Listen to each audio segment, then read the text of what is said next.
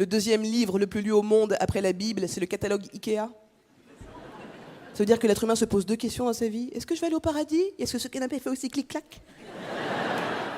On devient fou, hein. On a vécu des moments particuliers dernièrement à ce sujet. Il n'y a pas si longtemps que ça, hein. Rappelez-vous, il fallait une attestation pour nous autoriser nous-mêmes à sortir de chez nous.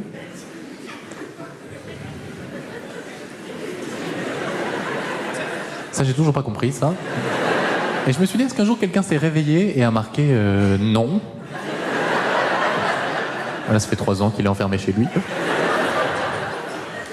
C'était long, les confinements, hein, d'ailleurs, qu'on a vécu. Du coup, moi, j'en ai profité pour regarder plein de documentaires sur des sujets divers et variés. Ce qui fait que maintenant, je sais parfaitement importer du shit du Maroc.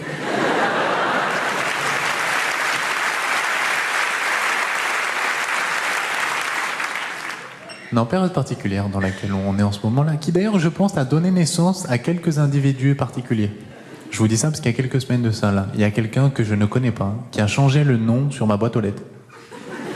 C'est-à-dire qu'il y a quelqu'un qui est rentré dans mon immeuble et qui s'est dit, lui, à partir d'aujourd'hui, il ne s'appelle plus comme ça. Et tu sais, en ce moment, j'ai pas trop confiance en moi, et pendant une seconde, j'ai eu un doute.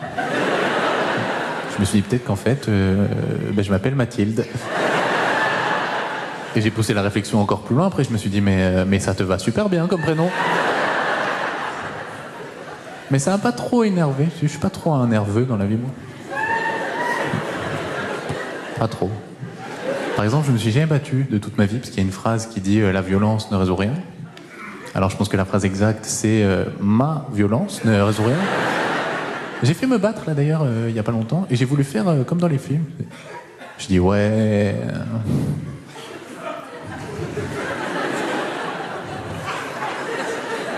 C'est à moi que tu parles. Il m'a dit, oui, c'est à toi que je parle. J'ai dit, bon, bah, ok, c'est juste pour être sûr. Hein. Mauvaise note à ma mère.